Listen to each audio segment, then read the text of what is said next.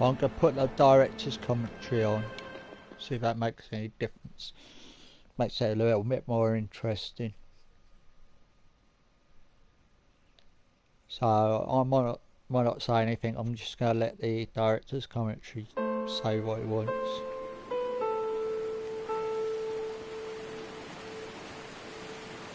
Hello everyone, I'm Dan Pinchbeck, I'm the creative director of the Chinese Room, and this is the Dear Esther developers commentary. Hi, I'm Robert Briscoe, I'm the artist on Dear Esther.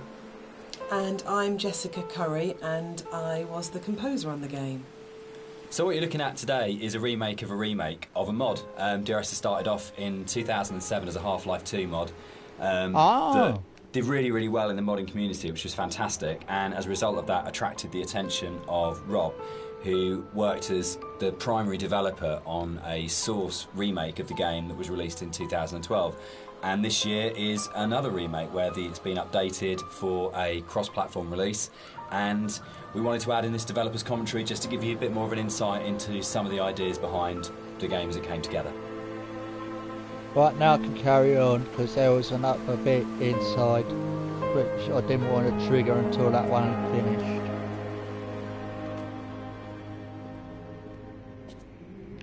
So you'll see around you in a lot of the environments, there's a lot of detail ingrained into everything. One of the things that I wanted to do with Dear Esther is bring the visuals up to the same kind of level of detail that Dan and Jess had put into the other areas of the game. So all of the history and the kind of hidden pieces of story that are intertwined with the VOs and the music and stuff, I kind of wanted to bring some of that into the environments. So if you look around you, you'll see that there's a lot of interesting bits and pieces, a piece of paper with someone's name on it, a photograph, an ultrasound. All of these little bits and pieces are kind of layered in to just kind of bring another aspect of the story into the game. And also, they're actually randomized, so every time you play, you'll see something different lying around.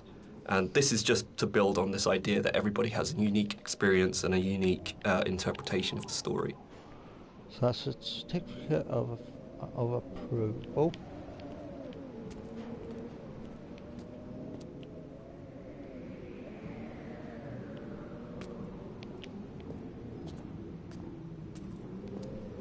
So you'll see around you in a lot of the environments, there's a lot of detail ingrained into everything. One of the things that I wanted to do with I just triggered Dear that Esther again. is bring the visuals up to the same kind of level of detail that Dan and Jess had put into the other areas of the game. So all of the history and the kind of hidden pieces of story that are intertwined with the VOs and the music and stuff, I kind of wanted to bring some of that into the environments. So if you look around you, you'll see that there's a lot of interesting bits and pieces, a piece of paper with someone's name on it, a photograph, an ultrasound. All of these little bits and pieces are kind of layered in to just kind of bring another aspect of the story into the game. And also, they're actually randomized, so every time you play, you'll see something different lying around. And this is just to build on this idea that everybody has a unique experience and a unique interpretation of the story. Right, so now I'm going to go up here. It looks like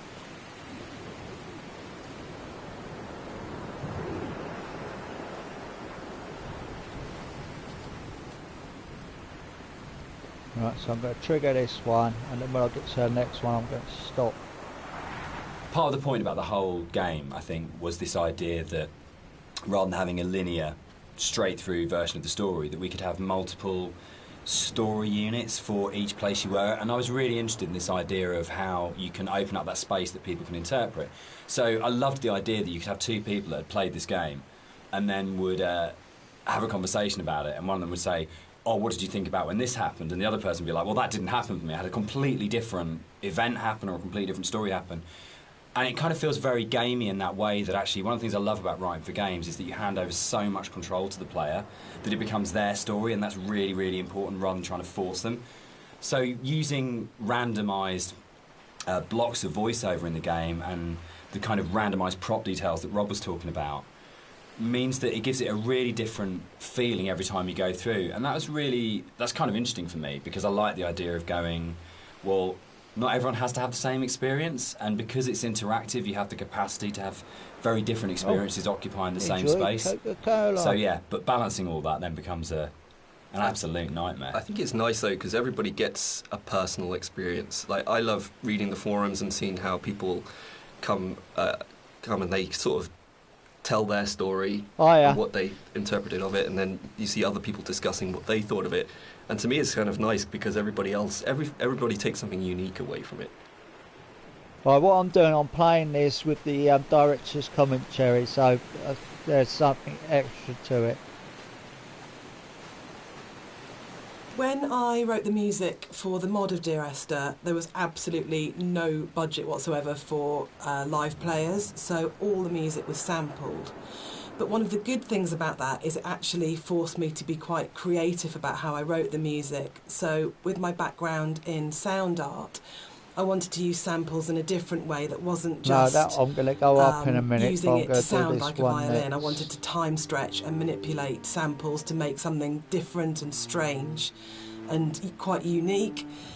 But then when we got the Indie Fund money, I had the amazing opportunity to re-record the music with live players. And that was so exciting for me, actually, because that's where it comes to life.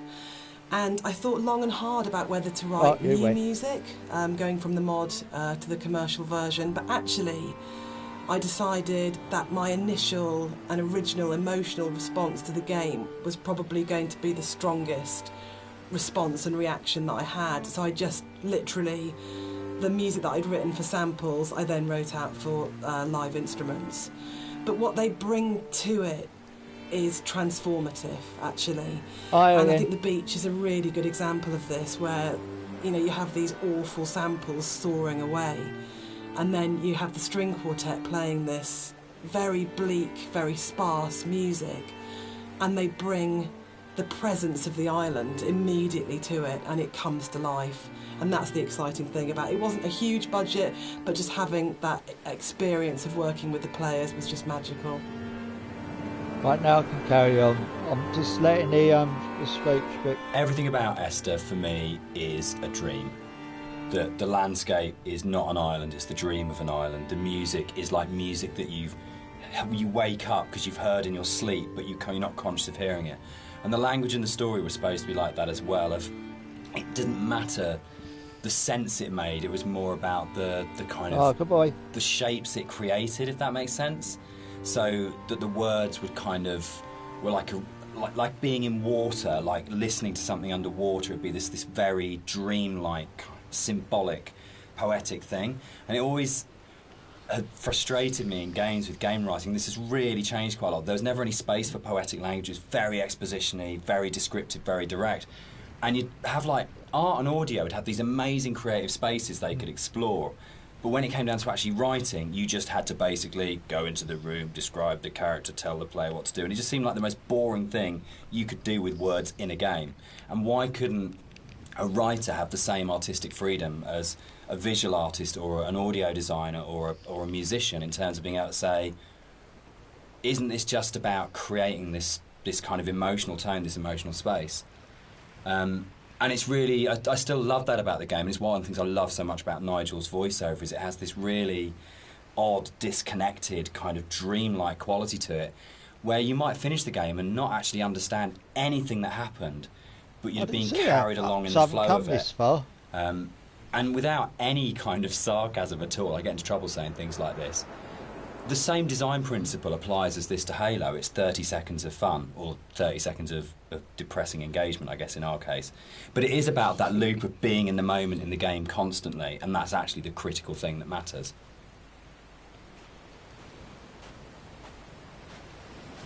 This symbol on the beach, which is the golden ratio, it's one of the only things that's really left explicitly from the mod. In the original mod, there was an awful lot of more kind of symbols and kind of a much more kind of mystical, sort of magical element to the island. There was a lot of very weird stuff in there. And a lot of them came out of the commercial version because they felt like they were a little bit explicit. And instead, there's a lot more hidden kind of codes and symbols in there. There's still some stuff which you can only actually see or experience if you are not playing the game, if you're looking at it from editor. We had in the original mods things like trees planted to mirror the shape of the M5, or there's a whole bunch of things that are there to represent star clusters and all kinds of things like that. And we'll probably talk a bit more about kind of like hidden details and the secrets in the game as we go through. But that was really interesting for us in terms of the design of it, of going, you've got your kind of your conscious, explicit play experience, but games are always constantly manipulating your mood and your feelings and the decisions you're making. And so really trying to create a space that had all of these kind of subliminals in it was a really interesting thing that we wanted to do, both with the original, and then I think it got lifted up into a much more sophisticated version when we went to the commercial, because Rob was able to bring that sort of level of artistry to the visuals that really got that kind of sense of hidden meaning in there.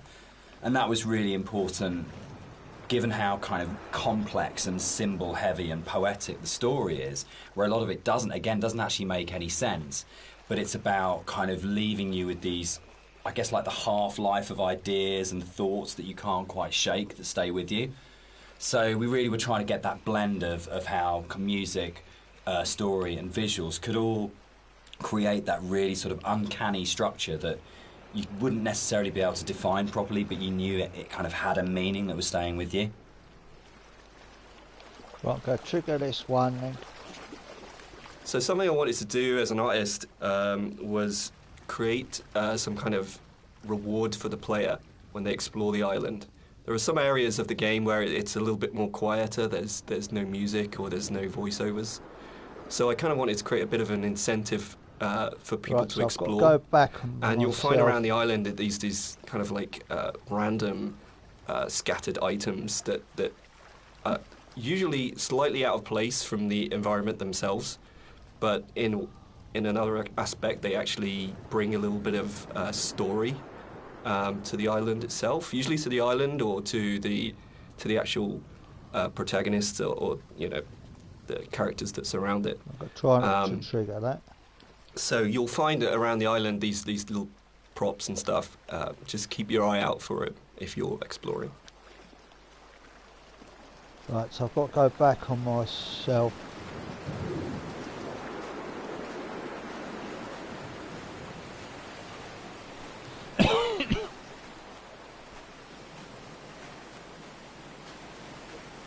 So I'm going to try not to trigger that one because I've already done it.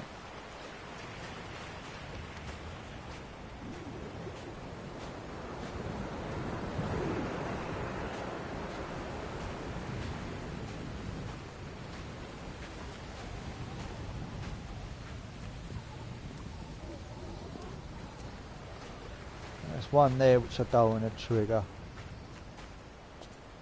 because basically all the ones that are white are ones that I've done, all the ones that are yellow are ones that I had to be done.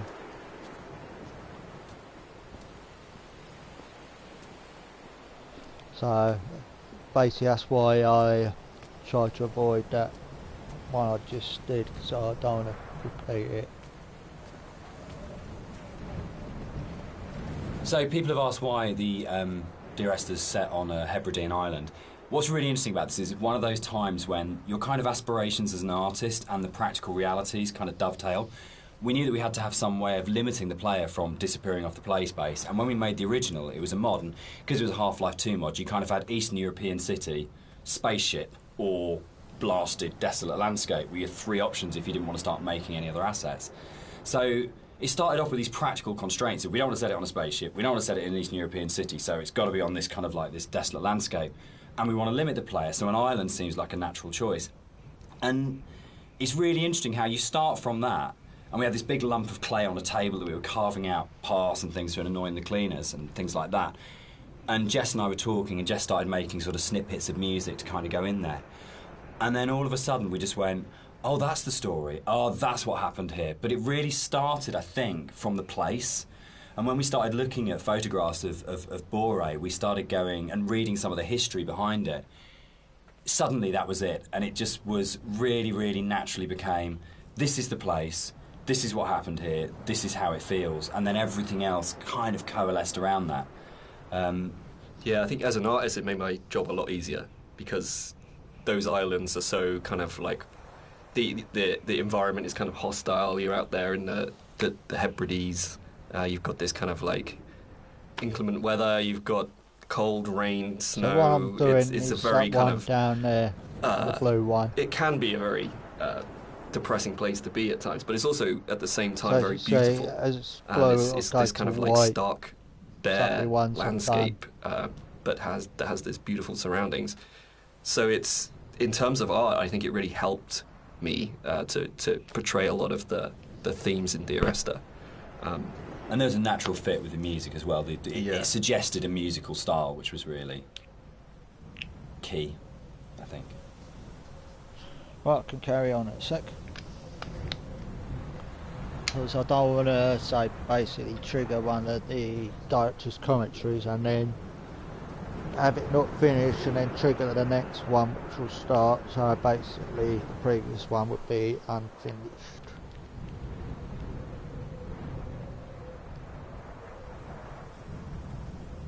So I'm now going to see the next director's commentary.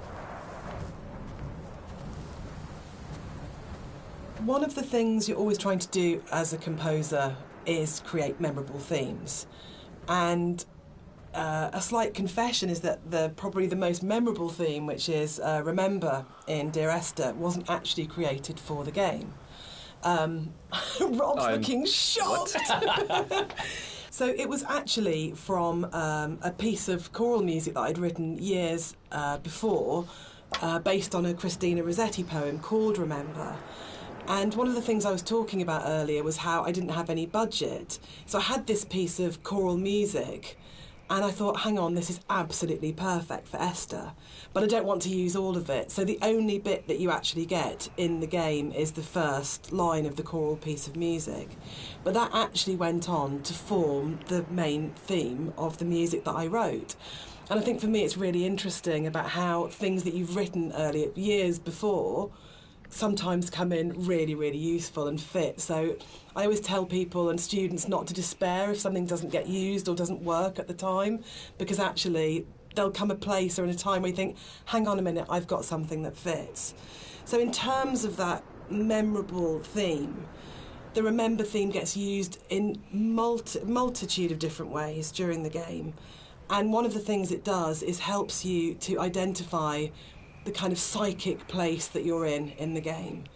So the theme is played in lots of different ways, and actually you'll notice that as you go through the game it becomes more and more broken and more manipulated and broken down as the player goes through the journey and as you're psychologically struggling to get to the end point in the game. So music's really, really useful for highlighting the psychological mood. And we talk a lot about psychogeography, which always sounds a bit pretentious, but actually I think it's really important to what the three of us did in the game. Yeah, absolutely. Dan, maybe you want to talk sort of like a bit the about core that. kind of idea about psychogeography. If you're not in the place you're in, is not the place you're in, or you create the place you're in. It's not just as you're here and then the landscape's out there, but you don't navigate like a city by street signs and by those kind of formal things. You navigate it by the things which are significant to you in the way that you've lived in that space. And I think that was really kind of key to, I think it's really central to how the fusion of art and story and music come together in Dear Esther, because it's not a place where we're going, right, we have to lead the player up here because it's a natural formation, and then you would naturally have a piece of music here because you come around a corner. But the story, music and art all work around the idea of what's going on in the narrator's head at this point. How do we represent his emotional state relative to this landscape? And again, it's that idea of the game is, it's a dream of a place. It's like the idea of it being a fever dream or a coma dream, which obviously ties in a lot with the kind of story, and we'll come back to in a lot more detail when we get to the caves a bit later on.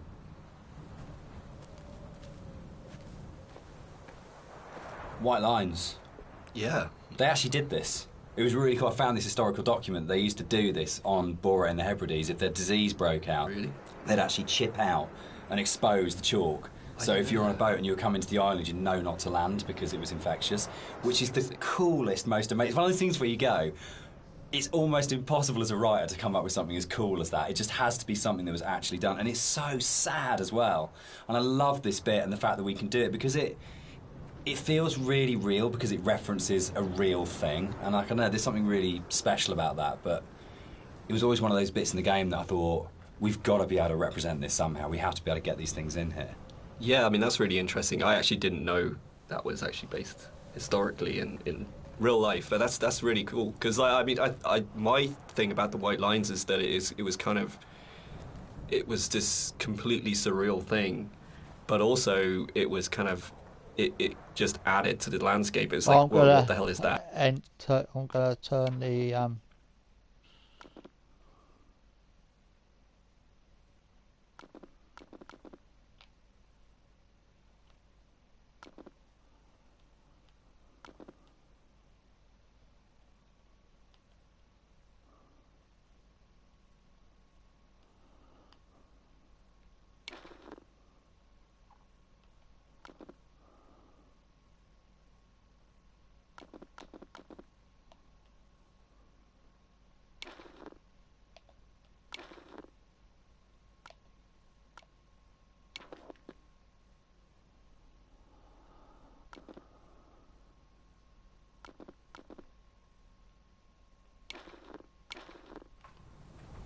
White Lines. Yeah. They actually did this. It was really cool. I found this historical document. They used to do this on Bora and the Hebrides. If their disease broke out, Really? they'd actually chip out. Something that I wanted to bring through in the art of the game was the same kind of fidelity that you find in both Jessica's music and Dan's writing. In the same kind of way that you have all of these little details, these very close attentions to detail that kind of really bring richness to the story.